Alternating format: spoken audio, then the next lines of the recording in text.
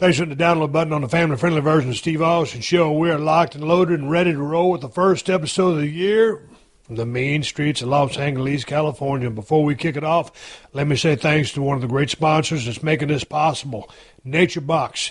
Nature Box is going to help you get your snacking back on track in the new year because Nature Box makes snacks that actually taste great and are better for you. They're made with high-quality ingredients that don't have any artificial colors, flavors, or sweeteners. And they got something for everyone. They got snacks like mini peanut butter oatmeal cookies, harvest nut mix, and sourdough cheddar pretzels. And Nature Box recently improved their service.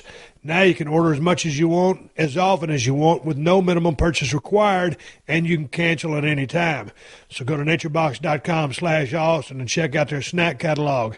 There's over 100 snacks to choose from, and they're always adding new snacks too. Just choose the ones you like, and they'll deliver them right to your door. And if you ever try a snack that you don't like, Nature Box will replace it for free. And right now, you will save even more. Nature Box is offering 50% off your first order when you go to naturebox.com/Austin. That's naturebox.com/Austin for 50% off your first order. naturebox.com/Austin. The following program is a podcast1.com production. From Hollywood, California, by way of the Broken Skull Ranch, this is the Steve Austin Show. Give me a hell yeah. Hell yeah. Now, here's Steve Austin. All right, everybody, welcome to Steve Austin Show. I am coming to you from the mean streets of Los Angeles, California today. I'm sitting here in my rent house right next to 316 Gimmick Street. As you people have heard, if you listen to the podcast, our house is under construction. We're remodeling. We were lucky enough to be able to rent the house right next door. So as soon as we flew in Saturday, we got off that airplane after, I'd had a couple of Broken Skull Ranch Bloody Marys, just one or two. I was able to drive as soon as I got down on the ground. Very safe, very responsible, doing the right thing.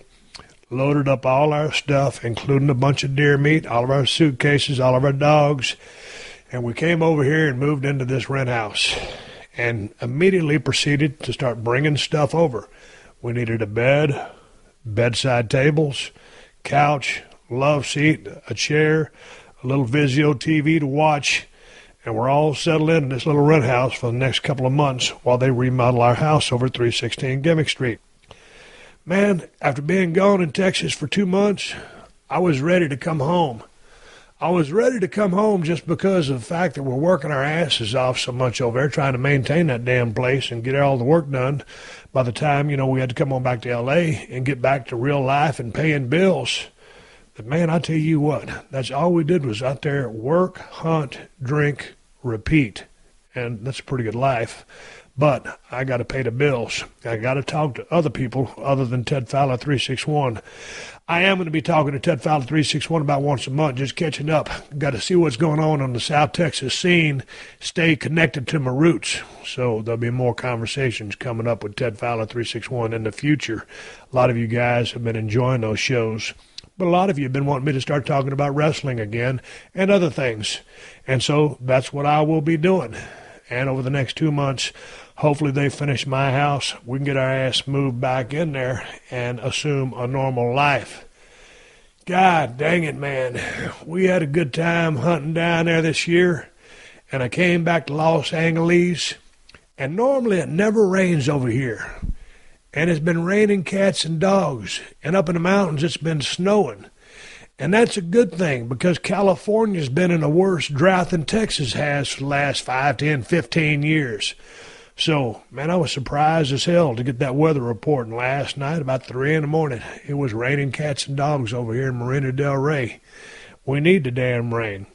But every time it rains in Los Angeles, because it's been so dry, there's no vegetation growing because all the fires. So when all that rain hits the dirt, it turns to mud, and you got mudslides and calamity. So you can't win for losing out here. Hopefully the rain will help fill up some of the reservoirs and replenish some of the water supplies. I never thought as an adult I would be worried about the water supply, because as a kid, that just ain't something you worry about. You turn on the faucet and water shoots out and you think that it will never end.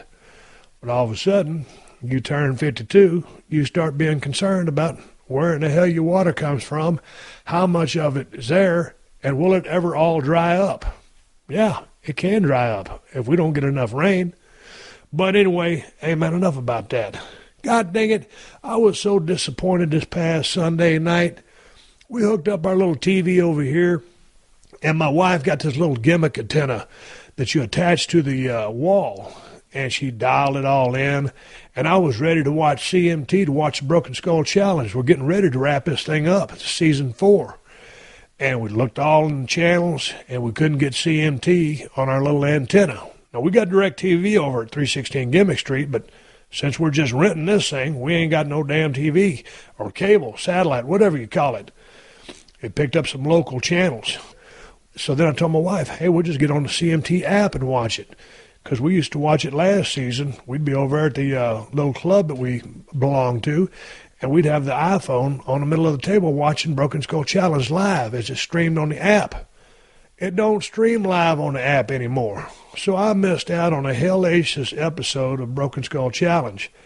I'm telling you what, I really wanted to see that episode. My point is, I think the girls are coming out next week, and I think it might be the last 2 episodes coming. And those are the 2 best, baddest episodes that you will ever see of that show. So anyway, whatever you do, keep watching Broken Skull Challenge for the next couple weeks, because the peak, the last 2 episodes are absolutely off the charts. Damn, I tell you what, it's time for me to get my ass back in the gym. I got a gym out there in South Texas. Hell, after about 3 weeks of working out, the workload became so much, the deer hunting consumed so much time trying to get caught up. Whew, man, I ain't touched a weight in about a month. I got to get back in the gym tonight, start getting back in shape. We got to see what happens. They going to green light another season of Broken Skull Challenge, or just the fact that I need to get back in shape in general. But it was a good break from the weights. As I told you this a few weeks ago, it was good to start working out again. But we started working so much, it was back to the grind and hunting and working and drinking and doing the same thing. One of the things I have not liked since I returned to Los Angeles is the traffic, the helicopters, the sirens, the noise, and just seeing so damn many cars. I got used to being on the ranch. I never left unless I had to go into town. It was just me and my Kawasaki mule and my Ford Bronco just riding around on the roads and the senderos hunting. I let Teddy borrow my other mule. He was riding that thing around. You never see another human being. All of a sudden, you get on an airplane 3 hours later, bam, you're surrounded by tens of thousands of cars with people everywhere. And it's the same as when I left, except even crazier. Everybody's texting while they're driving. Everybody's walking down the roads, reading their iPhones, texting. Nobody looks straight ahead. Everybody's got to multitask, and they can't get their face out of their phones. And it really bothers me because when you're driving, and then my wife is sitting there riding shotgun, what, that guy's texting, that girl's texting, that guy's texting. Hey, get your goddamn face out of your damn iPhone while you're driving. You're not only just putting me in danger, you're putting all the other folks in danger. Don't be stupid. If you want to send a text, wait till you hit a red light, at least. That's what I do. I ain't going to say I'm perfect, because I'm not. But I don't text while I drive. If I hit a stoplight, I'll send out a quick text. If a light turns green, I put my phone down, start driving in. If I hit another red light, I'll finish the text. Damn, you got to be safe out there. But it's the same old, same old. Los Angeles is Los Angeles. It's good to be here. Got a couple of meetings this week. A couple of projects we're working on. We'll see how that goes down. But that's enough about this, man. Hey, people wanted me to start talking about pro wrestling again because that's the world that I know and it's the world that I come from. I know a thing or two about the business. And a couple of people that listen to the show sent me a match that recently happened within the last few weeks. I don't know the exact date of it. But it was a match between Kenny Omega and Okada for the IWGP title over in Japan. It was damn near about a 45, 50-minute match. And I said, hey, man, Steve, check this out. Give us your thoughts on this. So I said, hey, man, this match can't be that good. So I watched it for about 5 minutes, watched the entrances. I pushed the stop button. And I said, I'll try it again. I watched another 5 minutes of it, pushed the stop button. And I said, all right, man, let me watch this damn match. Everybody says it's just a good match. And I read it. Dave Meltzer give it a 6-star rating. I said, all right, now I'm really going to watch this match. Because Dave's pretty tough on a match. And the guy's been around the horn a little bit, so he kind of knows what he's talking about. If Dave gives it a 6-star match, I got to check it out. I started watching the match. The guy started doing work, started filling the time, started off slow, started building that thing, and right when I thought they was going home, they stopped and kept going. A couple of badass false finishes, some badass sequences, selling like crazy, kind of slowing down again, building back to a peak, hit the gas pedal, more false finishes, devastating moves, great salesmanship. Oh, man, I tell you what, Kenny Omega and Okada, that was a hellacious match. And I started thinking, I was thinking, man, that might be one of the best matches I've seen in a long time. And then I thought, it might be one of the best matches I've ever seen. I've seen a lot of good matches by people that were more famous than these two guys. But these two guys and Okada, man, at 29 years of age, good-looking kid, good drop kick, man, what a bright future for him. For Kenny Omega, been around 16 years. God dang, what a run he could have in WWE if he decided to go over there. It was an awesome match, guys. I enjoyed the hell out of it. Both of your performances were flat off the charts. I mean no disrespect when I said more famous people have had great matches. I don't watch a whole lot of the New Japan system, so I wasn't very familiar with either guy. So no disrespect intended there. I'd love to see Kenny Omega in the WWE. Looking at what AJ Styles has done, this kid's work is second to none. Okada, I don't think he'll go anywhere but stay in New Japan, but man, good-looking kid, hellacious worker, perfect salesmanship. Same with Kenny Omega. He exploded at the right times, hit the gas pedal at the right times, the right temperament. It was a great match. So I called up Dave Meltzer and I said, hey, man, I heard you give this match 6 stars. He goes, yeah, I did. And I said, okay. I said, you want to talk about it on the podcast? And Dave said, sure. I said, I'll call you right back. So the podcast you're going to hear, we'll start off talking about Okada and Kenny Omega, and then we'll segue into a little bit about pro wrestling, a little bit about the Royal Rumble. We'll get into some UFC stuff, see what Ronda Rousey is going to be up to, and just the future of MMA. And about an hour and 5-minute conversation with Dave Meltzer, a longtime friend and a longtime analyst of the pro wrestling business, of the Pro Wrestling Observer. So he is my guest today. It was good to reconnect with Dave. It's been a long time since I've talked to him. It's always fun talking to him because he's so knowledgeable about the business and interesting hearing his opinion and his thoughts of the match. Anyway, we're going to get into my conversation with Dave here in a minute. But first, everyone walking this planet is a unique individual. You don't walk like anyone else, or talk like anyone else, or even sleep like anyone else. So why is your mattress one size fits all? It ain't got to be like that anymore, thanks to Helix. Go to helixsleep.com, answer a few simple questions, and they'll use their proprietary algorithm to run a 3D biomechanical model of your body to create the most comfortable mattress you've ever slept on. Helix worked with the world's leading sleep scientists to develop this formula so that everyone can get an affordable, customized mattress and enjoy the best sleep of their lives. Helix even customizes each side of the mattress for all you couples out there. And here's the best part. You have 100 nights to try it out, and if you don't love your custom mattress, Helix will pick it up for free and give you a full refund, no questions asked. So go to helixsleep.com/podcast and get $50 off your order. That's helixsleep.com/podcast.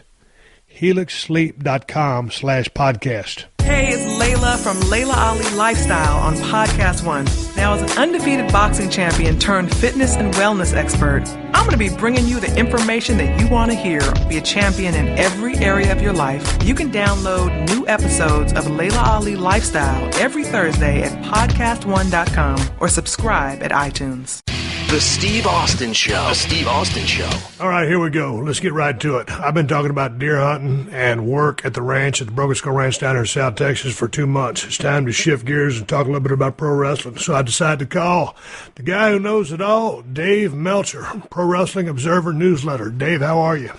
I'm doing great. How you doing, Steve? Man, I'm doing good. I had a lot of people send me a match on my email account for the Steve Austin Show, and it was Kenny Omega versus Okada. And these guys went lights out, Jesus Christ, give or take 45, 50 minutes. That was after the entrances. I don't know the exact timing of the match. But, I kind of started watching the match. One time I started watching it. The second time I was like, man, I don't know. These things never live up to my expectations. So finally I said, you know what? I need something to talk about on the podcast because I've been talking too much about deer hunting. So let's talk about wrestling. Let me give this match a chance. Well, I did. And it blew me out of the park.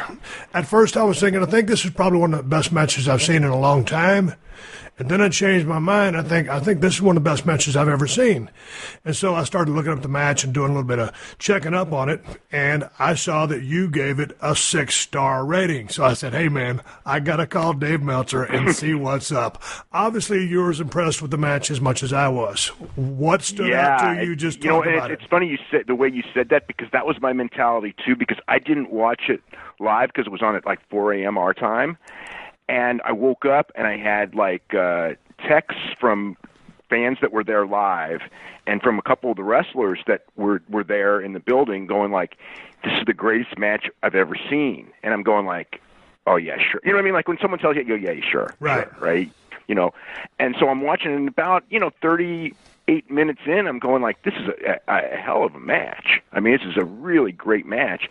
And then when it was over, my thought was, you know what, this is one of the best matches I've ever seen. And by this point in time, people are already talking about it like it's the, greatest or one of the greatest matches in the history of wrestling.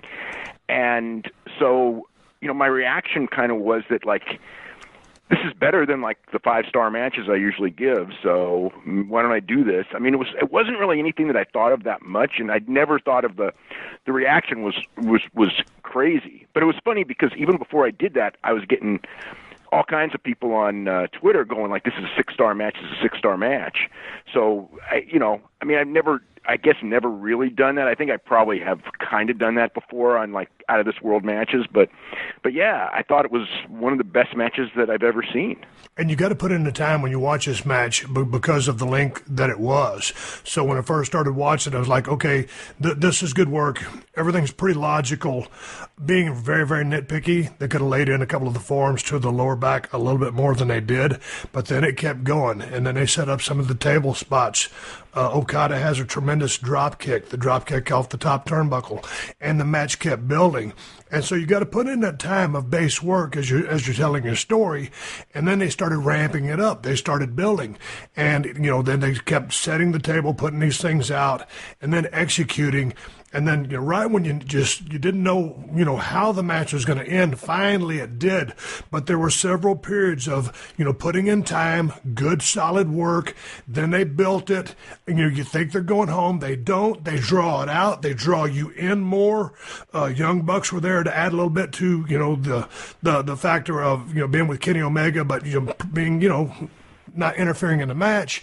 The crowd was in hook, line, and sinker, trademark Japanese crowd, kind of reserved, but then they started coming, when they needed to, and the thing just kept building. And by the time they got to the finish, it was spectacular. But I didn't think it was going to live up to, everybody said, hey, check this match out, it's badass. It was. But I don't know a whole lot about who Okada is because I don't follow the Japanese wrestling shows as much as I used to. So this kid at 29 years old is a hellacious talent. Yeah, he's their top guy now. I mean, it was like he was been groomed since like 2012 to be the top guy. And then I would say last year's Tokyo Dome when he beat Tanahashi, it was kind of like the changing of the guard, like, okay, now it's your time. Right. And so, yeah, and I mean, the other thing, too, is that, they drew real well without Tanahashi in the main event. He'd been in the main event for like, 6-7 straight years. So there was a lot of like, Tanahashi's the guy who helped build the company, so to speak. They were real big when you went down there. They were a real strong company. And then in the early 2000s, through the mid 2000s, it really got bad there. I mean, really bad.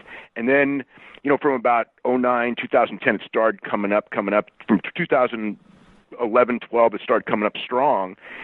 But it was all Tanahashi as the guy. So it was almost like, when you have the thing of, like when Hogan left, you know what I mean? It's like, right. If Hogan leaves, the concern would be, it's like, can we keep it at this level? When you left, and when Dwayne Johnson left, it's like, can we keep it at this level with new guys in that thing? And it's a hard rebuilding process. Now Tanahashi's still there, but he's not the top guy anymore. And they went with the younger Okada in that spot. He was handpicked because he's got a good look and he's adapted well to it. He's a fantastic wrestler. One of the things in that match was because I've watched it twice now, and the first time I'm watching, cold, not knowing what's going on. The second time I already know the match, and I'm watching, the subtleties and just like little things that they did in the match, like Okada's selling, the selling of the pain and things like that were just like, it's like Omega's like the standout, like spectacular guy, but Okada's every bit as important to the match.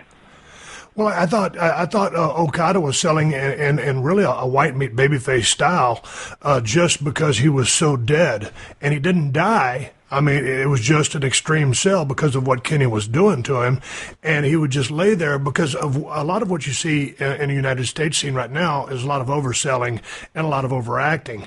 And so I thought Okada played it right down the middle. He knocked it out of the park with his selling, as did, Kenny was a little bit more animated in his sell. I guess in this match, the one spit spot, kind of bothered me a little bit, but it worked for the match just because I just don't like people spitting, or you never like to be spit at. But I would say that, just because Kenny was the foreigner, then I guess you could assume that he was the heel in the match, although he didn't really work heel or use dirty tactics. Yeah, I think the idea was that, they wanted Okada to win, but that there was a respect for how good Kenny was. The other thing that they had, which was why the match started slow to an extent, is number one, because they were going so long. I mean, you can't go balls out for that long. But the other one is they were following an incredible match. Like, they were the match that came before was almost as good as this one. So it was like. You can't just run out there and start doing stuff because the people weren't ready to pop for the after that previous match because they'd been taken so high. So so I mean, I've had some people go, oh, it started slow, and it's like the position they were in.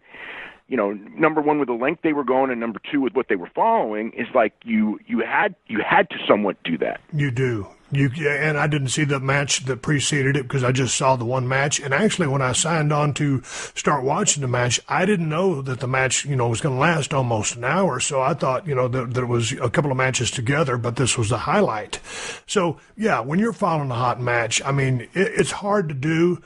And then if you start at 6,000 RPMs, you really have nowhere to go. But as a standalone match, because I didn't see the match that preceded this one, I still thought the pacing was fine. I love there's just kind of the hand-to-hand thing. You're trying to grapple. They're just looking for position, jockeying, feeling each other out. You don't rush into something. Yeah, they knew they were going, 45, 50 minutes. I didn't. But I just like when people don't rush into things, they're feeling each other out, and then the story unfolds. Yeah, and the other thing too is just that they protected. Like I don't know, because I know you're not familiar with Kenny, but when he picks the guy up on his shoulder, he does this move, the one-winged angel, which is his finisher. And so one of the stories of the match was he kept getting Okada in that position, and Okada kept escaping. So they went the 47 minutes, and he never hit the move once. So you've got the story for the rematch in the sense of he never kicked. Kenny kicked out of his finisher, which is the Rainmaker, the short clothesline. But he never, his finish was not compromised, so you have something to go back with. Plus, just the whole nature of how people reacted to the match. It's like, they want to see the rematch. And then what I also thought was really brilliant is that the next day they did an angle where they completely went away from it. So, like, they're going to do a rematch at some point if he stays. He may leave. I mean, that's a possibility, I think. But if he stays, they'll for sure do a rematch on a big show. But it probably won't be for 6 months, as opposed to hey, we got to rematch it next month. I think it needs that anticipation. Because you've been in programs where you have a really good match, then you come back 2 more within 2 months, and it's kind of like the aura is gone, and maybe you could have stretched it out, but everyone's so impatient that you just, this is hot, let's go to it next month again. And I like to think that, like, if you go away, you make people like hungry for it, right? And by the time you get to it, they'll want it more than if you do it again on, like, your big show in February, so to speak. Yeah, but I think how did they go away from this match? Because in this match there are several spectacular pile drivers, including a jumping pile driver, the one outside pretty much off the guardrail onto the mat, devastating stuff. The Rainmakers, there's probably a total of 3 of them, give or take. So, I mean, certainly Kenny should have been feeling the effects of selling that neck. So, what if they'd have Rockied this thing, or what was that, Rocky 2, whatever, and they're both, saying, hey, man, they beat the hell out of each other, don't want another rematch, ain't gonna be one. Play that, because it was such a physical match. Everything made sense. They sold everything. But both guys, should have been, almost dead after going through something like this. So rushing it or having one in 1 month would be too soon for me. But to me, They should have played out the effects of the physicality, because it was such a badass match. Yeah, I mean, they did, in the sense that they had a show the next day, and Kenny didn't do much in the match, and Okada was taped, up, his back, his neck. He was taped up everywhere, okay. And he did just enough to get by. And then what happened was, because everyone knew he was weakened, they brought Minoru Suzuki back, who'd been gone from the company for 2 years, and he choked out Okada and gave him a pile driver on the same neck that Kenny had worked on, and it got tremendous heat, because it was a run-in that nobody saw coming. Nobody knew they were returning to the promotion. I mean, people kind of did know they were returning, but they didn't know when, type of a thing. So now you've got this thing where now Okada's got to go against Suzuki. He's got his new program with Suzuki, and Kenny's you're sitting there with wanting the Kenny match, but it's not it's like it's that he's got to get the revenge on this guy before he can go back to the Kenny thing. I think that if Kenny stays with the company, that they'll go and put the championship on him. They really should, because their goal is to start, doing business in the U.S. and the U.K., and I think that Kenny makes a better champion for the U.S. and U.K. market than Okada does. Okada's probably a better champion for the Japanese market, but still, and you also want to change the titles back and forth at some point anyway. Hey, man, so tell me a little bit about Kenny Omega, because I know he's a Canadian wrestler, but you also have a 5-star match here with, I'll mispronounce the name, Tetsuya Naito. Naito, yeah. So tell me about that match. And that match was great too. Kenny's he's a super talent, and he's always been a super talent. But in time, he's 33. He's had a lot of experience. He really knows Japan better than almost anyone, because he's been there for so long. He started with a small promotion, DDT, and then he moved on to New Japan a couple of years ago, and it's like everything's, it's just, how the guy you find like the light, there were like flaws in his game before. I hate to say that about a guy that was so spectacular, but I always thought that, like, he overacted in certain ways and was over dramatic, and it was almost like, it's like it was a guy who had all the tools to do anything, but it felt like he was putting on a show rather than a fight. Right. And in the last year, I'd say in the last year, he was put into position when AJ Styles was the top foreign guy there, and AJ went to WWF. So Kenny got the call. It's like, it's your time, and boy did he take advantage of it. He had some of the best matches of the year, all year. Every singles match that he had was spectacular, almost too much, because he does so much physically in these matches that it's, you go like, how do you keep recovering from it? But he's got a mind for it. He's got incredible athletic ability, and that's, he's got, like, he's got explosiveness. He's strong. He's great body control, and thinks about the business 24/7. So he's always plotting it out and everything like that. So it's like he's become a real complete package in the last year. And he can talk too. But how is he physically? Because he kind of reminded me a little bit of AJ Styles as he caught that air out of the ring on the backdrop onto that table. That table spot looked pretty precarious because that didn't look like one of those working tables, damn near a shoot table. No, it wasn't. Kind of flies through the air like AJ, but in that sense, he doesn't remind me of AJ like, AJ does this guy does that. They're completely separate. I would agree with your point. Great body control, great athlete, but not in the mold of AJ. He's just another badass hand. That being said, what's the wear and tear on his body, or what have you heard? And then if he doesn't stay, he's got wear and tear. That's why like Yeah. I mean, you're gonna. He's 33. He's been doing it for 16 years. He debuted in I'm 2000. not sure. Yeah. So he for the last several years on a pretty hard Japanese schedule. So that's again, like, I don't know what he's doing now, and he's kind of playing a game where he wants everyone not to know what he's doing now. But it's kind of like, when I look at it from his perspective, and I know he loves Japan, I almost think that it's like, you're never going to be hotter, and WWE is looking for a new top guy. I mean, I think they think that they got it in Roman Reigns, but when I look at everything, I mean, he's younger than AJ, he's taller than AJ, he's got a good body, he's got a good look, he's got good promo. I mean, if you look at all the guys that they got that they're grooming to be top guys, I mean, AJ's 39, Roman has certain issues. I mean, he's very good, but he's not over with the crowd, and he's not a great promo. And Kenny's got more of everything than anyone on that roster has. I mean, I think he's, compared to some of the other guys, he's more solid as a worker than Ambrose. I think he's a better talker than Rollins.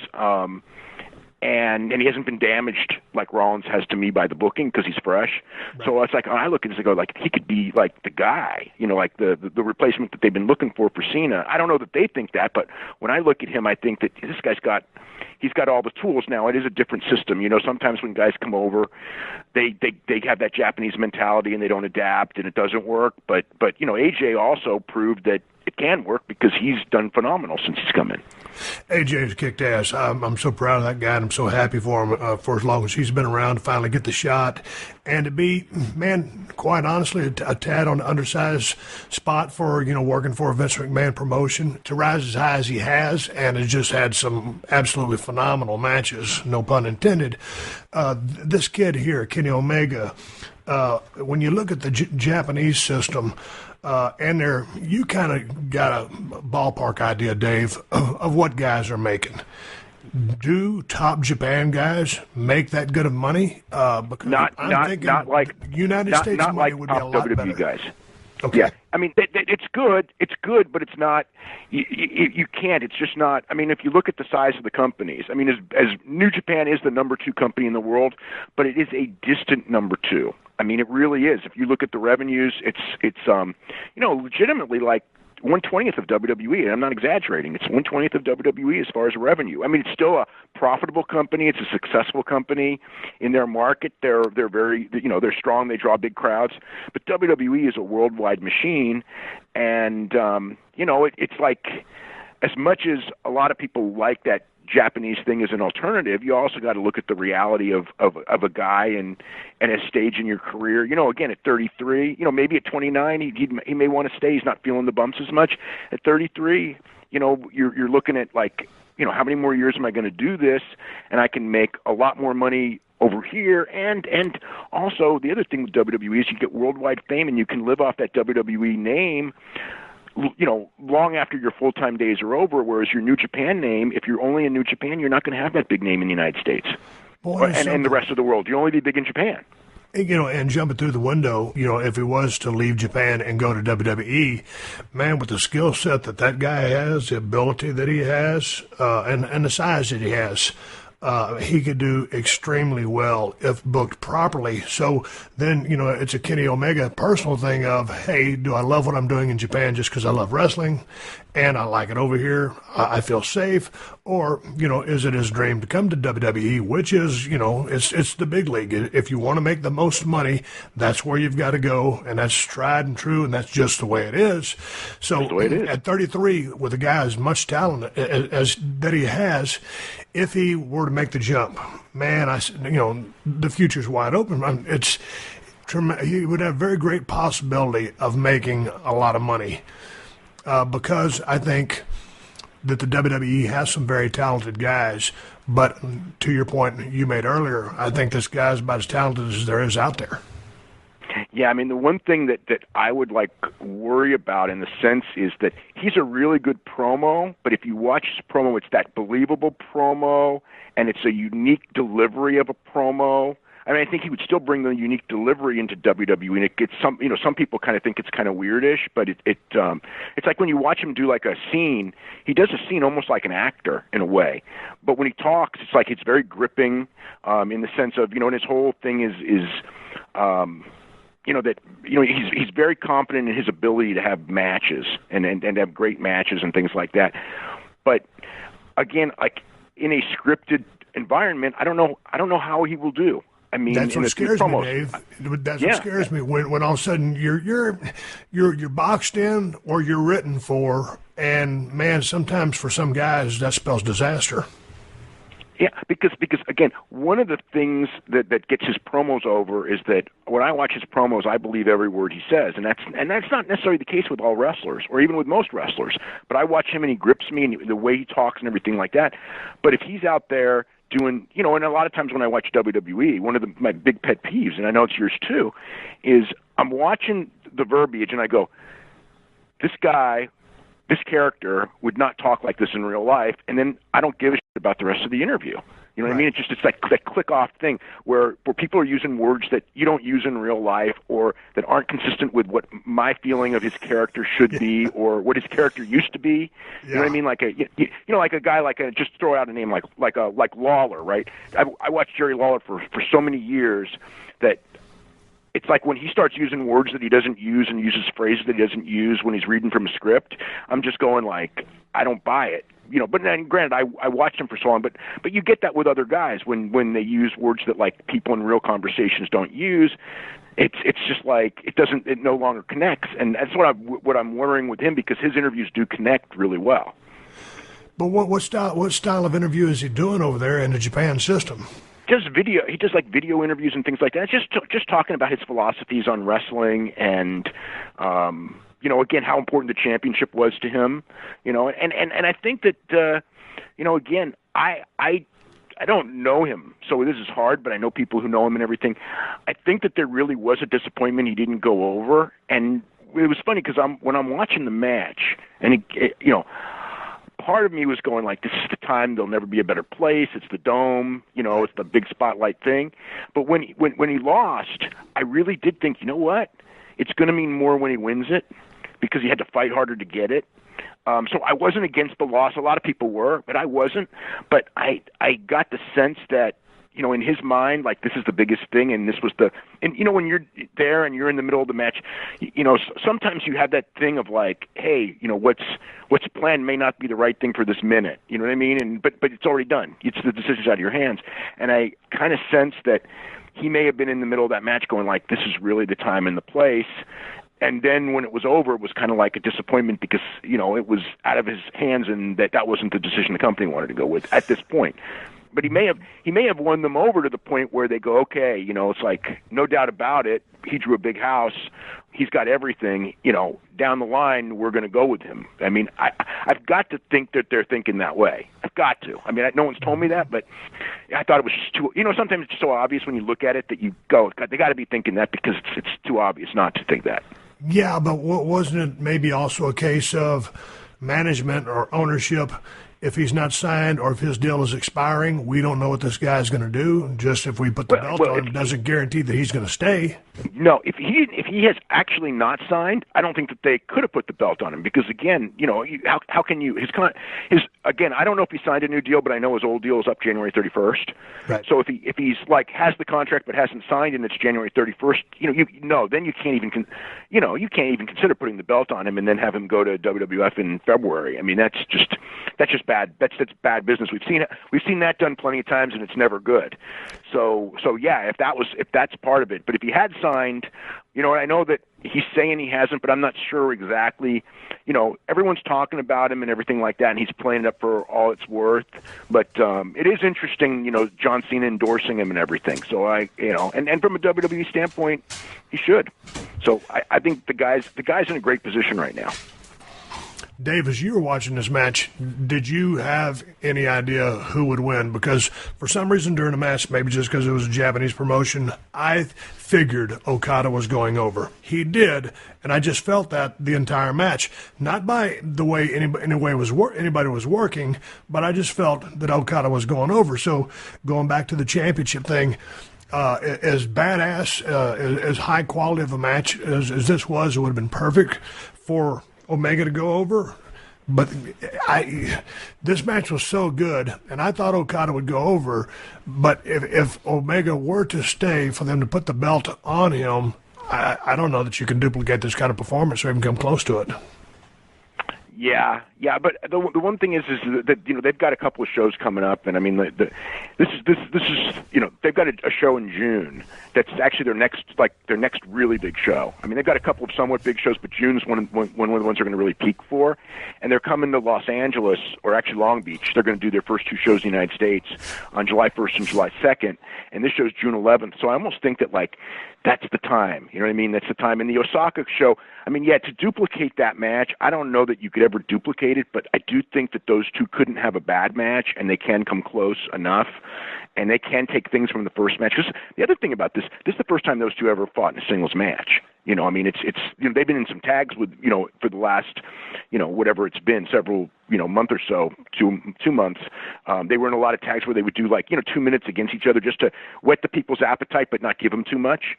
And, but this is the first singles match that they've ever had. So there's still room for more. But yeah, I know what you're saying in the sense that it's hard to believe they could have a match that good again, just because there have probably been so few in wrestling history that good. It was a time and a place, and it really was magic. All right, before we continue on, I need to take care of another great sponsor of the Steve Austin Show. And he's not just a great sponsor, but he also happens to be a close personal friend of mine. I'm talking about the one and only Diamond Dallas Page and his DDPY program. And Dallas knows all you people are trying to be healthier and live better this year, and that's why he's offering the biggest sale ever on DDP Yoga right now. He's giving y'all 25% off the DDP Yoga Now app, the DDPY DVDs, and all DDPY swag. You can get 25% off T-shirts, mats, heart monitors, hats, and more. Just go to ddpyoga.com/Austin, and that's not all. If you buy the DDPY Max Pack today, you will get 50% off your second copy. So that's 50% off the 25% off you're already getting. That's huge savings. I'm telling you, that's huge savings. And, of course, if you buy the DDPY DVDs for 25% off, you still get 3 free months of the DDP Yoga Now app. Dallas's program has already helped thousands of people, including Mick Foley, who's dropped over 100 pounds doing DDPY. He looks great, and he says he's in the best shape of his life right now. So take control of your own health and fitness in the new year. Get on the DDPY program today and take advantage of this huge sale. 25% off all DDPY-related merch at ddpyoga.com/Austin. That's ddpyoga.com/Austin. Okay, this is a 30-second commercial, and I'm going to throw a lot of numbers at you, but please stay with me. In just 15 minutes, you could save 15% or more on car insurance. This company has been offering great rates and great service for over 75 years, and anytime you need help, you can speak to one of their trained specialists 24/7. The company is Geico. Go to geico.com today. Sorry for all the numbers, and in 5, 4, 3, 2, 1, I'm out of time. Hey, you mentioned earlier in conversation that their business really kind of tanked in '09. Why was that? Was that because people kept splitting from New Japan and forming, the different organizations, or what was the decline in their business? Okay, so they were real strong through the '90s, and then what happened? I think it was two things. Number one was the great popularity of MMA, because in Japan it was promoted more as a shoot, and then the other thing was that they started having their guys do MMA and bringing MMA guys in to do work pro wrestling, and it was just a mix that, like, if you brought in one MMA guy as your MMA guy, like when WWF brought in Ken Shamrock, he was the only one. Well, they did bring in Severin, but they didn't do much with him. But I mean, the point is, you can do one guy as an MMA guy, and it's his gimmick, but when you have like 6 or 7, then they're just bad workers. You know what I mean? Yeah, they're legit, but they're bad workers, and the match quality up and down the show starts sucking because they're just inexperienced guys trying to learn, and that was the mistake that they made. And then by putting their own guys in those shoots, and most of them, like they didn't do well, because they're not trained shooters. They're workers who may have amateur wrestled when they were younger, but they've been out of competition for 10 years. It wasn't like they were walking right from college wrestling at their peak and then going into UFC and working your way up the ladder. These were guys who were 10 years removed from that, then going back in without training camps because they're working their shows full time. It's just a bad mix to go in there and do shoot fights against full-time shoot fighters. So they really made it was Inoki. Inoki had a different vision of it, and then when Inoki got out, it was the greatest thing that ever happened to them, because that Inoki vision was gone, and then they had guys who grew up as wrestling fans wanting to do great pro wrestling and keep for the most part the MMA guys are out. There's one or two of them that are still there, but they've adapted and become good workers anyway, and they're it works because they're different from everyone. So they've really made the other thing with the turnaround is that they have a great variety of types of wrestling on a show. One of my complaints of WWE is that everyone kind of feels the same and every match is kind of the same. And the thing with them is they'll have like 5 or 6 different types of matches, and like this guy's going to work this style and this guy's going to work this style, but they're all good. And I think that's why watching again, they'll do like a 4-hour show, and the Tokyo Dome show was 5.5 hours. And when I watch like a 4-hour WWE show or even a 3-hour WWE show, it's almost like I'm begging for mercy. And it's not a knock on WWE. Other than like when they do a 4-hour show, I always feel, God, it's long. And when New Japan does a 4-hour show, I don't feel it's long, because every match is so different that, like when you get to the main event, it's not the same thing that you've seen. It's something completely different from what you've seen in your other matches. So it's still a new thing. Hey, before I want to ask you a Royal Rumble question, but last question about New Japan. How many shows a year are those guys putting on as compared to WWE? They're not doing as many, but they're doing, like, if WWE is probably doing in the 300s, but the guys themselves may work. I actually got a chart here where the top guys are doing as many as 220 shows a year. I think 180 to 220 maybe is what your guys that go all year without an injury are going to do. There, I think the number might be like 125. 100 to 125. So maybe, like half the schedule as far as number of dates throughout the year. But they do work a really physically hard style, so I think it almost, I don't know if it evens out or even it's harder because the New Japan style is harder on the body. When I see the guys that are 40 there, sometimes I feel that they're a little bit more beat up than the Americans that are 40. But everyone's different, so it's hard to say. Well, I tell you what, though, I was going to ask you something about the Royal Rumble, but when you go back to a couple of the bumps that were taken in this, those pile drivers, the table bump, man, I tell you what, Okada's got a hell of a drop kick, and some of those things where he drop kicked, Omega, way across the ring or up on the turnbuckle, very stiff style. But anyway, hell, let me not beleaguer the point. Let's talk a little bit about the Royal Rumble. That's coming up right around the corner. Man, I'm out of the loop with what's going on with WWE just because I've been in South Texas. I've been hunting. I have been watching hardly anything. Got everything DVR'd, but I'm not up to speed. The Royal Rumbles, going back to San Antonio, the Alamo Dome. I guess I won that Royal Rumble. Maybe it was back in '97. Sold out. I think we had Shawn Michaels' hometown, give or take 70,000 people. It was a great night at the office, and, the Royal Rumble can really set the stage for big things to come.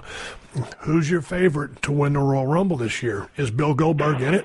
Because I'm not following into the storylines right now. I don't see Bill Goldberg winning it, but the two guys that they're giving the big push to right now are Braun Strowman and Baron Corbin, and Corbin's coming along. Strowman they're protecting, and he's a lot better than he was 6 months ago. But then they got him working with Sami Zayn, who's a great worker, and he's coming along. But he definitely, if his match goes more than 6 minutes, usually it's tough. So I wonder about the investment in him, because again, your main event match, you're not going to go do a 6-minute match. Corbin's doing better. I don't know if he's quite ready for that. But the whole thing is the guy, the guy who wins is going to be in a championship match at Mania. So it just depends on what they're, who they're going to go with in the championship picture. But those are the two guys that are up and coming. I don't think Roman Reigns is in it because Roman Reigns is challenging for the title. So I don't think that it would be him. I know there was talk of Undertaker coming in late and winning. And, maybe that'll happen. I don't know, for one big last run for him in a championship match. But then I heard that they're not looking at a championship match for Undertaker anymore. So, but, we'll see. Undertaker's on the show tonight, so, you probably get a better idea of the direction of him. And then they got, the Seth Rollins and the Jerichos and all those kind of guys that are out there, but none, I don't know. None of them feel like a Royal Rumble winner to me. It's an interesting year because a lot of years you kind of go in there kind of knowing who's going to win, and This year there's 4 or 5 guys I think that they got a shot. Well, what are they doing with Bill Goldberg? Isn't he? Is he in a rematch with Brock Lesnar? Yeah, Goldberg and Lesnar are going to work at WrestleMania, and Goldberg's going to work a pay-per-view match with somebody else, and they teased Strowman and Roman Reigns and Bill at the end of the show last week. They were all in the ring together, and so you kind of they tease things for reasons. So he's going to work with, I'm pretty sure, one of those two guys on the February pay-per-view. And of the two, I'm guessing it's going to be Reigns because I just don't think him and Strowman's a good idea at all. So, whereas him and Reigns, not at this point. No, I think Braun Strowman's going to be good. He's really, really green right now. He's a former strongman, as you know all about him. But I see a lot of potential in this kid. I had him on the podcast 6-8 months ago, just sitting there, and I didn't know where he's going to be coming from, where his head was at. But he's a very well-spoken guy, kind of a country accent, I guess from Carolina or whatever. But man, I think he's a guy with a type of charisma. But right now he's at that green stage where, everything you either overact or you look a little mechanical out there, as we all did. I went through the same thing. So I think that's where Braun's at right now. And you know how it is, Dave. Man, right now you get thrown into the system and you might not really be ready to be in the system because, Jesus, I know better than anybody. When I was, 6 months to a year in the business, I was fortunate enough to be in a high-profile angle and win Rookie of the Year for 1990. But, man, I was green as grass. So sometimes when you look at these kids, I see, where they're at, why they're at, why they're there, but and the fact that they are green, but it's just, man, WWE is like, hey, man, we need you now, and we need you to get good real fast, but it just doesn't happen that way. But I see a lot of potential in Braun Strowman. He's a big man. He's got to continue to work like a big man, and when you're working with the guys, like Sami Zayn, who's a tremendous hand in the ring, you can't do all that tit-for-tat stuff. He has to remain a big man. He can't compromise that. He can sell, but he's one of the biggest bastards in the company, and he can never forget that. They're doing the right thing with him. The problem with him is like most of the guys that come up, they're doing their couple of years in developmental, but with Strowman, for whatever reason, and I don't know what it was. He probably only had 10 matches in developmental, or if that, because they rushed him up because they liked his size. Because like guys like him don't grow on trees. Guys like Brock Lesnar don't grow on trees. So you almost look at a guy like when the same thing happened with Bobby Lashley. I always thought that when I remember Cornette even was telling me this when the first time I saw Bobby Lashley, when he was so jacked up, Yeah. and everything, and I just go, oh my God, if this guy learns to be a wrestler, just with that look, I don't know if he can promo, but he's so physically impressive, and he's such a great athlete. And then the thing was, it's like, God, if you write too much about him, Vince is going to bring him up way early, and then he's going to not be ready, and then it's going to be like everyone's going to see him and go, oh, he's so bad. And that's kind of it was almost like we almost need to hide him. And that's kind of what happened with Bobby. Is Bobby was brought up way too early, and they put him with Fit every night, but still he was still brought up too early. And I think with Braun, it was the same thing. They brought him up way too early because he was so physically impressive, but you're very limited what you can do with him because he's literally learning on the job right now. Well, I know, and going back to Lashley, you have such high expectations for a guy with that kind of look and the fact that he has an amateur wrestling background, so then you have the high expectations. You push him out there on the ledge, and then he gets exposed. Yeah. And so then it's hard to regain or just recover from being exposed. And so sometimes you never can overcome that. Hey, I never got a chance to talk to you about the match that Brock Lesnar had with Bill Goldberg. And I know that's several months removed, but I never got a chance to weigh in on it because I hadn't been breaking down any pay-per-views in a long time. What were your thoughts on that being such a short one-sided match? I loved it because it was so completely unexpected. It's like it violates the rules, but everybody was talking about it when it was over. And I mean, the one thing that made it work was you had the 50-minute match leading up to it. I think that, so the show didn't end that early, but nobody, when they got in the ring, nobody was expecting it to be like that. And I think most people just figured, Bill's in for one night and Brock's going to beat him. I know that's what I was thinking because I didn't know that Bill had signed the three-match extension. And I think that's good that nobody knew that. And if Bill's going to stay, he should have won the first one. So I know some people thought they had so much equity in Lesnar. Some people thought they shouldn't have beaten him, especially with a guy who's not a full-time young guy. But I thought the reality is they're going to do rematches. That Brock will come out just fine when it's all said and done. And I just think that the idea that it got Bill over great, and Bill's been a real success in the limited roles that he's had. He's moved ratings almost every show that he's been on, and it's when he comes out, it's like he's somebody special. If they just gone and beaten him the first night in, he would just be another guy. Oh man, it was kind of like that would have been almost reminiscent of what happened to Sting.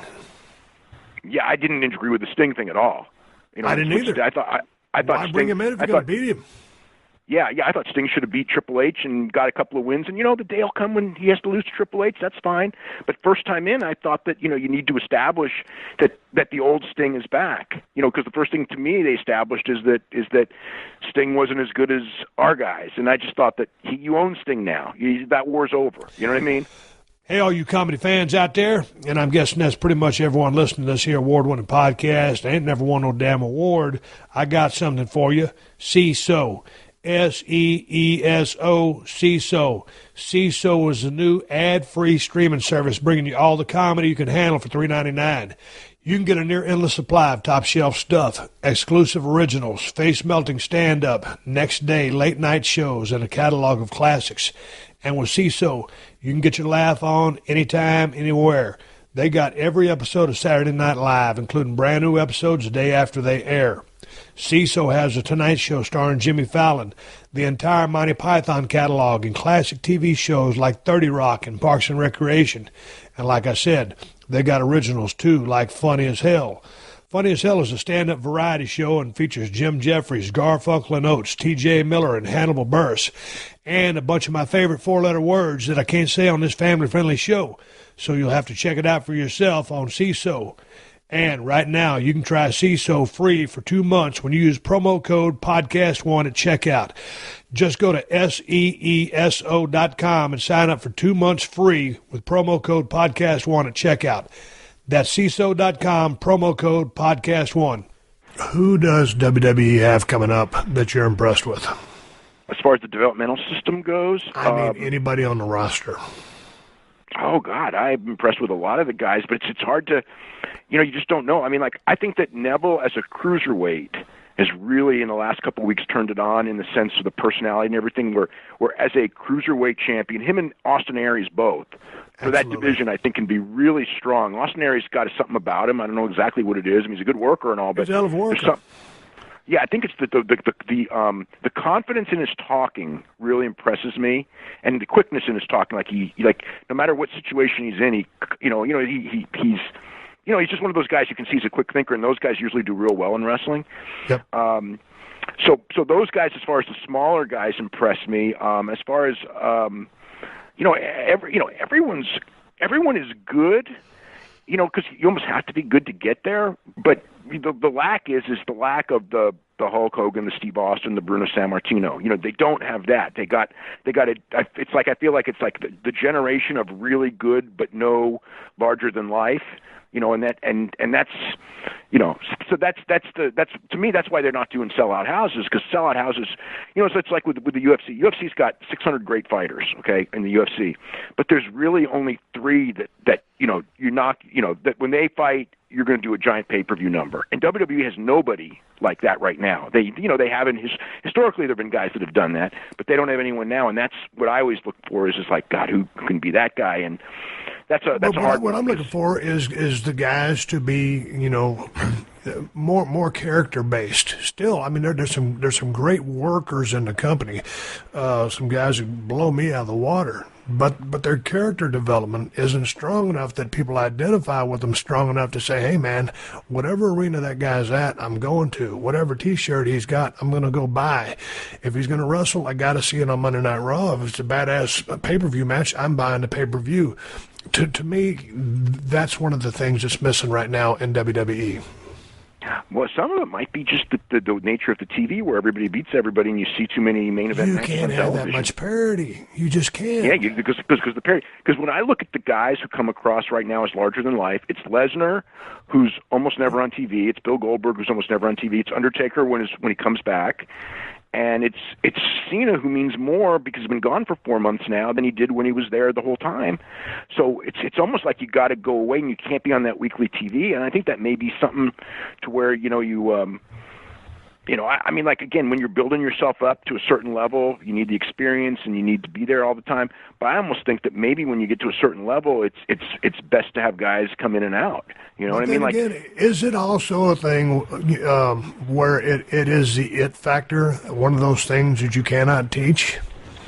I mean, because all the guys that you mentioned, whether they're there, every week or not there every week, and to your point, you got to be there all the time for a while, but is it that, or is it the it factor that's lacking? I think that there's a lot of different things to it. I mean, it's the it factor is like, to me, the it factor, a lot of it is just timing and luck, because you can't, you can't look at a guy. I mean, maybe you can and just go, he's going to be it, because most of the times when you go like he's going to be it, you're going to be wrong 9 times out of 10, and the guy who becomes it, Good sometimes point. it's like, oh my God, it's him, he's the guy. I almost think that, like, sometimes when that happens, sometimes there'll be a point where you just go, oh my God, this guy, whether it's a phrase he said or whether it was a match he had, where you just see the crowd swell behind him. And too many times I've seen where you go like, oh my God, he's starting to catch on, and then he's in that 50-50 system, and then he's kind of neutered to where he never goes up. I think that there's that idea of when the guy is there, and you're the perfect example of this one. I mean, it wasn't like when you walked in that door the first time, it wasn't like it's like this guy's going to be Bruno Sammartino. That wasn't it at all. You were a guy, and then all of a sudden something happened, and the crowd got behind you. And to their credit, they didn't start beating you at that point and just go, well, he's just another guy. They let you go, and then things happened and timing and whatever, and then, the Tyson thing was great, but you were already on the way there. But to me, that took you to a different level. So just talking to somebody about that the other day, because they were just going like, oh, like it was with Ronda Rousey, doing stuff and everything, and it was just like, Mike Tyson had lost a bunch of fights when he came in, but my God, that was one of the most valuable hires they ever made, was that Mike Tyson for WrestleMania, because it closed the gap in the war, and Steve played off it, and Steve went from being a top guy to being a guy that everybody knew that wasn't even a fan, because he was going toe to toe with Mike Tyson. Oh yeah, and that was a huge rub for me, and it was just lucky that Mike was such a wrestling fan and super over. And Vince dropped the whole storyline on me, and I'm like, we'll see what happens. But obviously, me being a huge Mike Tyson fan, especially back then when he was doing his boxing and knocking everybody out, and had a couple of losses, but he was still Mike Tyson, Iron Mike Tyson. So I was in the right place at the right time. You brought up Ronda Rousey. She just suffered a defeat, TKO, at the hands of Amanda Nunes. So in 48 seconds. Does she end up in the WWE? Does she end up trying to make a comeback? That last loss was pretty damn devastating. Yeah, I mean, it was just it was what it was. I mean, I don't think that she's. I mean, as far as a personality and as far as a superstar and a celebrity, she's not done. As a fighter, she might be done. I mean, I don't know mentally, because it's like she went in there and the whole year she was gone. I mean, I remember talking to different people, in the UFC and everything, and it was like when she showed up, I mean, you could see it. It's like she's training harder than she's ever trained. And when I saw her at weigh-ins, and then just when I'd heard about her weight and everything and the kind of training she'd been doing, I knew she was going to show up in shape. And she showed up physically. She was in shape. But the big thing is what happens when she gets hit. What happens? Is she shell-shocked from the last fight? And I don't know if she was, because everyone, sometimes things happen in a fight and they just happen. But the feeling when you watch the fight is that she was not the same fighter that she was before, and it just may have, I mean, that happens in fights. Guys are undefeated and killing everyone, and then they lose once, and then they never come back to anywhere near the same level, and that. So as a fighter, I don't know. And I don't know. And if she's not the same fighter that she once was, she's made enough money. Fighting's not a good place to be, to me, if you're on the way down. It's better to get out than you know what I mean, than go on that downslide and be just a guy or a girl. So, but I don't know what she's doing. No one seems to know right now if she's going to fight again or she's not going to fight again.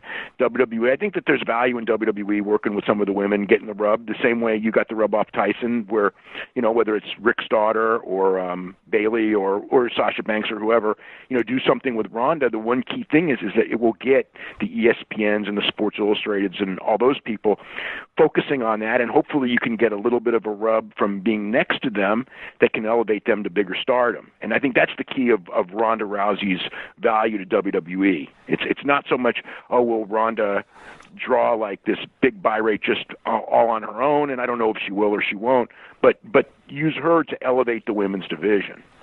But do you think the 2 back-to-back losses has hurt her drawing power were she to do something with WWE?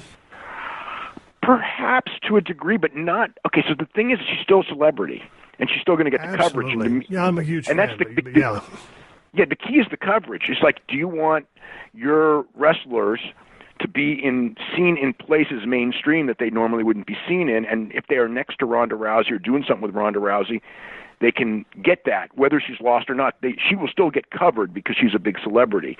Of course, it would be better had she won the fight, no doubt about it. For UFC, if she had won that fight and then fought Holly Holm in a rematch, that would have been the biggest fight in UFC history as far as buys go. I wouldn't have said that before, but this last show did great. It blew out my projections for the show by a great amount. And she did the same business almost that Conor does with no promotion, because she didn't promote the fight at all.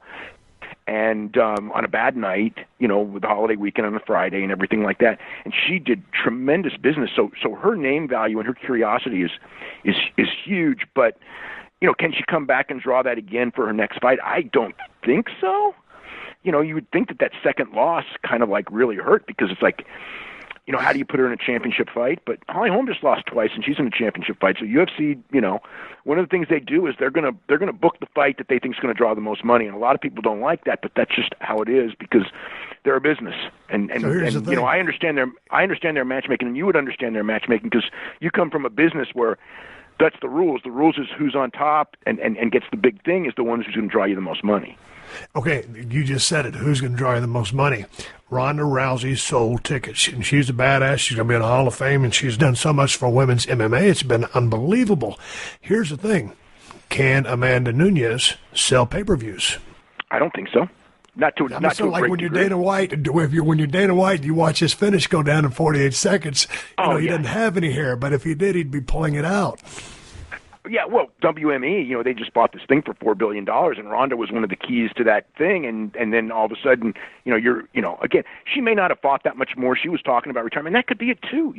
Mentally, when you hear a fighter talk about, I'm going to retire in a year, so often they go into the fight and lose because they're already halfway out the door. They don't have that hunger because you're thinking about it, and that maybe that's it. Maybe she, as much as she trained hard and did her running and did whatever her conditioning was, because goddamn, she was in great shape.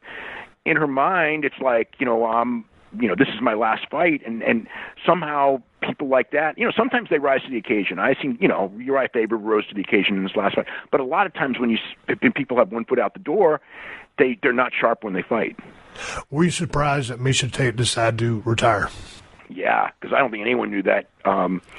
She had a bad fight. She just didn't look herself, so I don't know what it was. It was someone who, from a wins-loss record, if you look at everything, she should have beaten. But when the fight started, it was like, the one thing with Miesha Tate was that she was never a great stand-up fighter.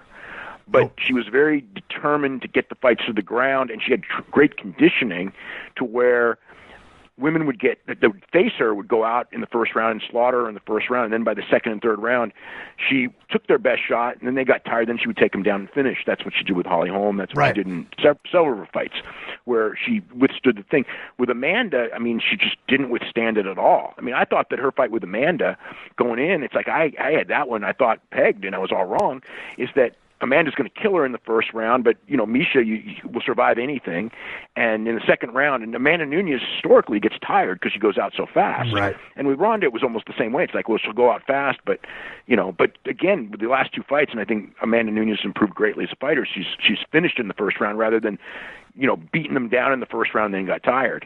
But with Raquel Pennington, she just had no answer. I remember watching that fight going like, she can't get her down, and she can't stand with her. And Raquel's a good fighter, but she's not a championship fighter. And it was just like, maybe the standard of the caliber of the fighters, of the women fighters, I think has improved greatly, which is another part of the Ronda thing, is I think that because Ronda came in and so many people saw that I can make a living at this if you're a really good female athlete and you like to fight and you've done some kickboxing or whatever. Before there was no outlet for you to make any money. Now there's an outlet. There's several of these women are making really good money, and if you're a champion, you can make, $1 million or more. And now I think you're going to start getting much better athletes in, and I think that's and also much better coaches for these athletes, because the coaches know that, hey, if I'm coaching a women's champion, I can make some money with her, as opposed to, I can get her a fight for $300. You know what I mean? So it's a different.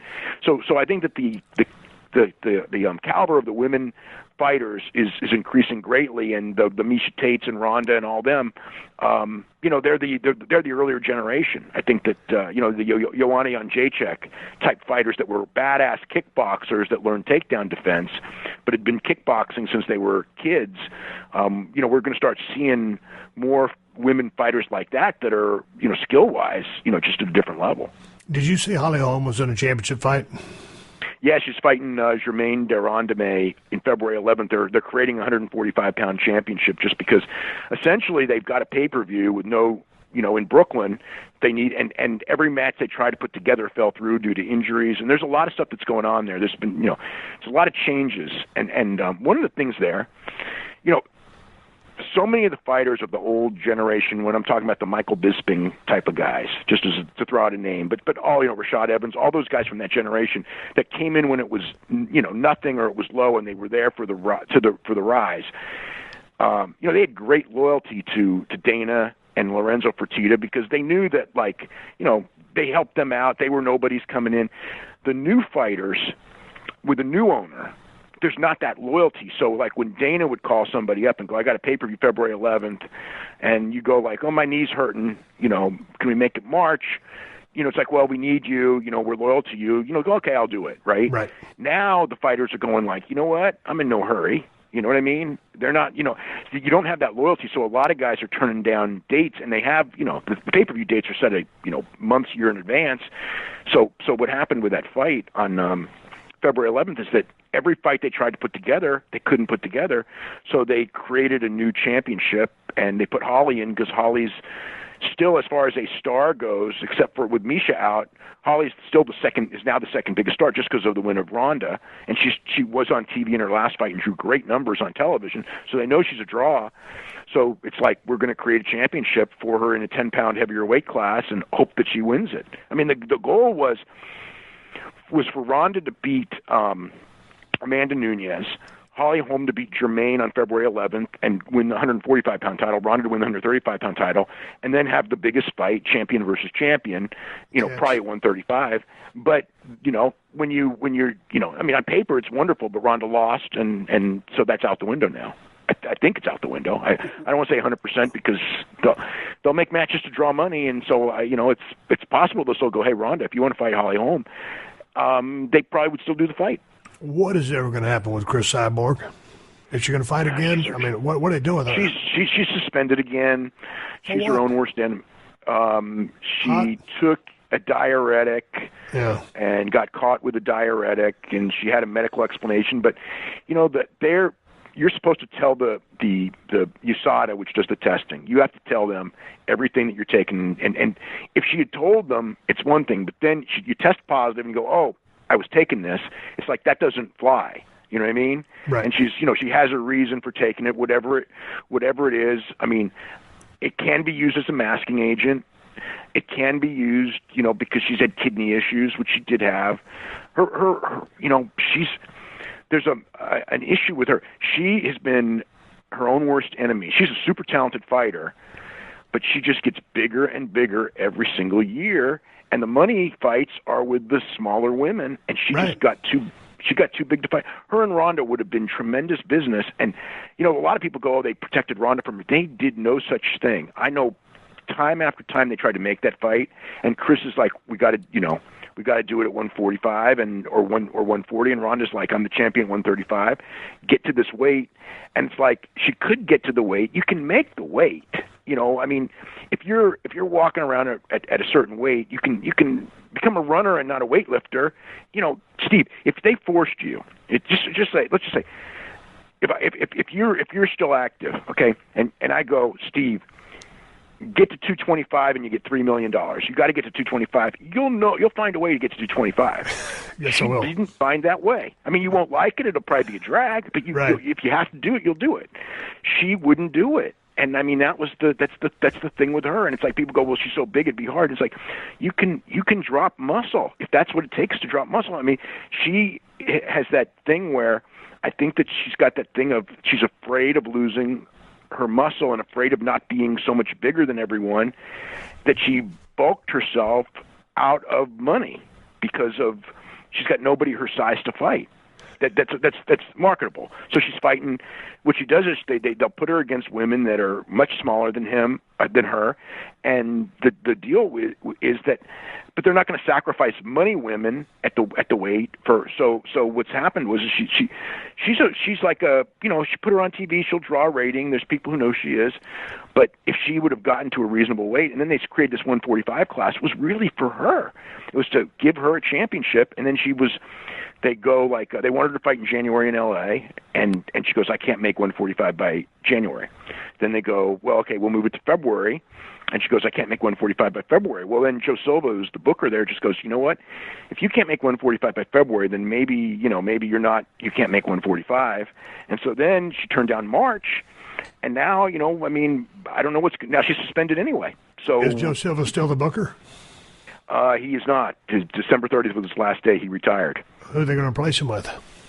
Sean Shelby is the new guy who's in the position, and he was Joe's assistant, so he's a good guy, but Joe's another loss. Joe Silva and Lorenzo Fertitta.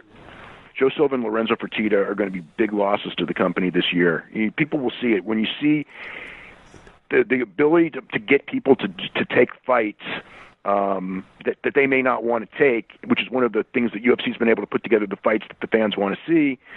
Now you've got a lot of fighters, and then there's also the blowback where a lot of fighters think they should be getting more money, and they should.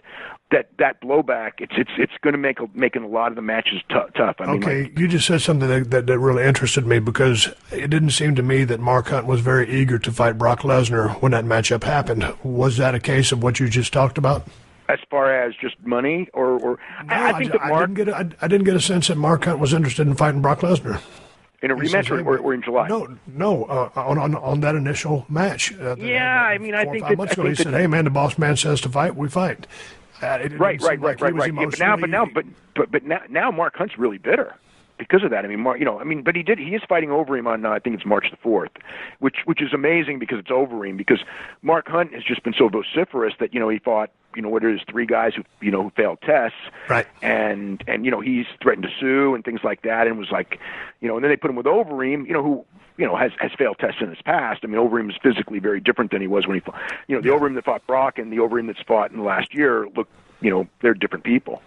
Finally, has UFC reached its peak with the sale to WME? Yeah. Will it be the same organization? I know Dana's still the face, but can they maintain what they set up to get the $4 billion sale? Can they maintain that? And as wrestling probably peaked at the top of the Attitude Era and has, nosed down a little bit, has UFC peaked, and can they ever get this high again? You never know when Muhammad Ali comes along, right? And the next Muhammad Ali may end up being is actually more likely to be in MMA than in boxing. So, I don't want to say ever, because there's, who comes, it's the right superstar at the right time will build them back up. But I do believe that, and I've told people this, I do believe that this last year and a half is the Rock and Steve Austin era of MMA. In the sense you got 2 incredibly right people at the right time that just drew all kinds of money, and that it's not going to be so easy to find 2 other people or 1 other person like that going forward. But someday someone may come along and all that, because Ronda was right place at the right time, first woman star. Conor, just the gift of gab like nobody's business. I mean, where do you find a guy like Conor? I've never seen anything like him. Maybe going back to Ali's the last one, a guy who can talk like that in a real fight sport. So yeah, but they have as big of a task at hand as building guys and gals that will draw money as the WWE does in a work style environment. Yes, UFC's a shoot, but you've got to have some type of it factor to sell those tickets, or just be such a bad stick of wood that people just got to see you fight. Right. And even John Jones, who's a fantastic fighter, John Jones doesn't draw like they draw. And Cain Velasquez, Cain Velasquez's problem is he's just his body's turning on him. But like there's TJ Dillon or Dominic Cruz, I should say. Dominic Cruz is a great talker, and he's a great fighter, but he's not a great drawing card. It's just like, is there a reason why? It's like, guys that could talk great and were awesome workers, but somehow they never drew giant money. They may have done all right. And there's a lot of fighters like, where you go like, I look at Dominic and he talks so well and everything like that, but it's like, but is he going to do million buy pay-per-views? No, he's not. Those kind of guys, I mean, yes, I do believe that when we look back, people are going to go, like they do with the Lesnar era. The Lesnar era was like this big peak, and then the Ronda and Conor era was a big peak. And I think that there may be another peak coming when somebody's around, but I can't tell you. I don't see another Ronda and I don't see another Conor, so I don't know that it's going to happen in the next 3 years. Well, hey, man, it was good talking to you. Anything else you want to talk about, or anything you want to plug? Get out there. Just, I do the Observer website, www.wrestlingobserver.com.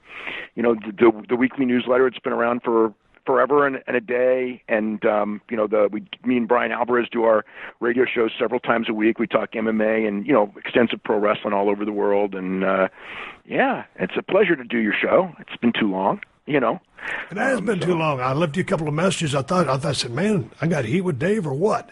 I said, man, you gave us these 2 guys, Omega and Okada, a 6-star match. I got to have a conversation with him. I'm glad we were able to hook back up. Yeah, me too. All right, everybody, give me the go-home cue. It's time to wrap up this podcast and ride off into the sunset. Before I do that, I got to give you guys something to watch.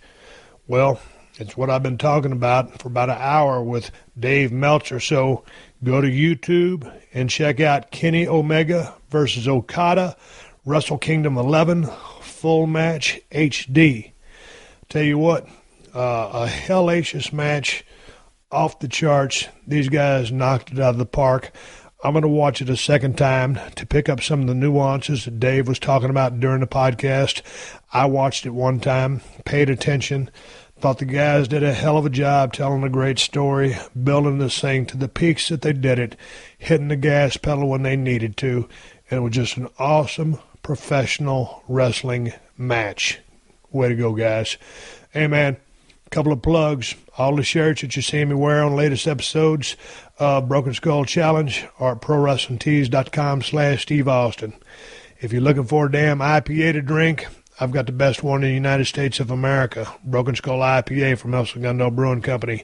Stop into the brewer if you're in L.A., pick it up at Whole Foods and Total Wines if you live in California, or order it from InsideTheCellar.com if you live in a state they ship to.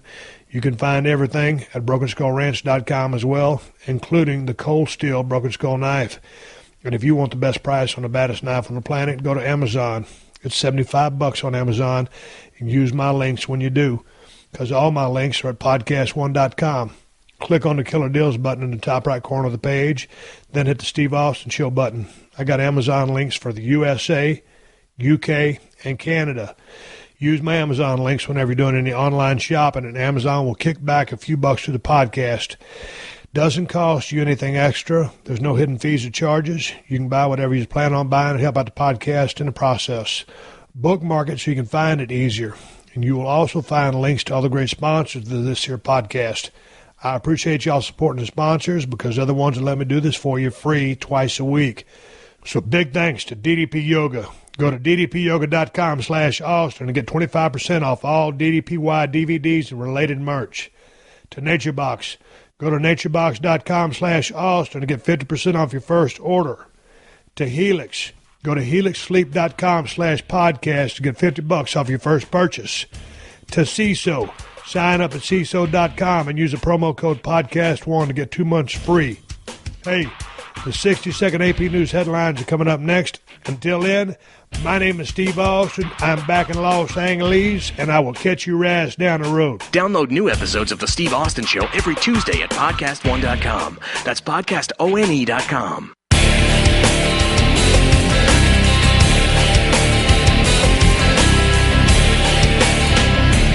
I want to say thank you to Drop Stop, one of the great sponsors of this show. Drop Stop is the original patented seat gap filler, as seen on TV Shark Tank. Get the original Drop Stop at buydropstop.com and use code STEVE for 2 free gifts and free shipping. Stay tuned for the latest AP News headlines from Podcast One right after this. The Angry President. I'm Rita Foley with an AP News Minute. We've learned that President Trump was seething when he fired FBI Director James Comey. He felt Comey let the FBI's Russia investigation play out in the press, we're told. Former Trump campaign advisor Roger Stone tells the Today Show this morning the Trump presidential campaign did not collude with Moscow. The idea of Russian collusion is a canard. It's a falsehood. Earlier on the Today Show, White House Deputy Press Secretary Sarah Huckabee Sanders was asked about a line in the president's termination letter to Comey that read, "I greatly appreciate you informing me on 3 separate occasions that I am not under investigation." Some have called that statement into question. Sanders was asked about it. Look, I'm not sure on the reasoning behind that exact part being in there, but I do know I spoke to the president directly, and he said that those moments and conversations did take place. I'm Rita Foley.